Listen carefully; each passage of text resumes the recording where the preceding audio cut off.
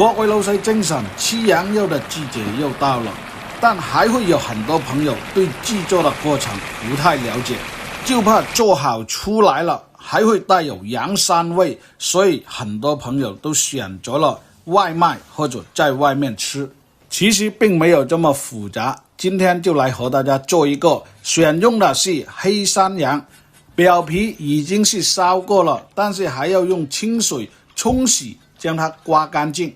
如果是白羊的话，它的肉质没这么结实，而且里面还会带有一定的羊油，所以膻味会偏重。所以在选原材料的这一关也是很重要的。如果是刷火锅的话，一般都是白羊。这些就是焖制的料头了，有香菇、马蹄、甘蔗、姜、葱、蒜，香料就简单了，属于是家庭版的八角、香叶、草果、陈皮，一小块的当归片。接下来调一个酱料，南乳、腐乳、柱侯酱各10克，生抽15克，还有适量的米酒、糖、盐，调好了以后把它搅拌均匀。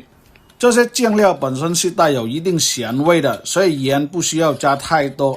接下来开始表演，先来给它做一次焯水，同时加入适量的白醋，这个可以起到一种去除羊膻味的效果。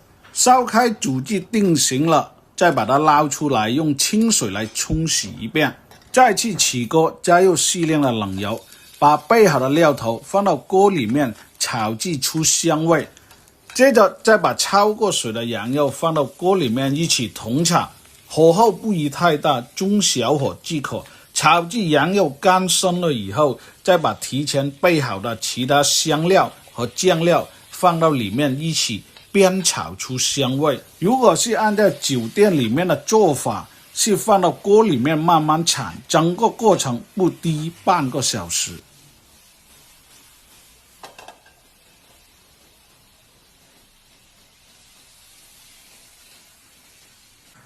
加入清水的时候，一定要没过所有的原材料，因为整个煲制的时间可能会长达1个小时。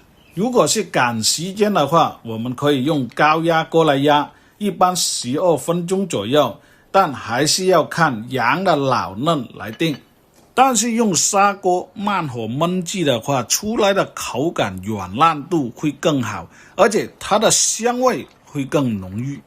经过了1个多小时的焖制，里面的汤汁已变少了，而且很粘稠，说明羊肉的胶质感很丰富。这道菜是不需要勾芡的，而且它的酱香味很浓郁，好不好吃，品尝过了才知道。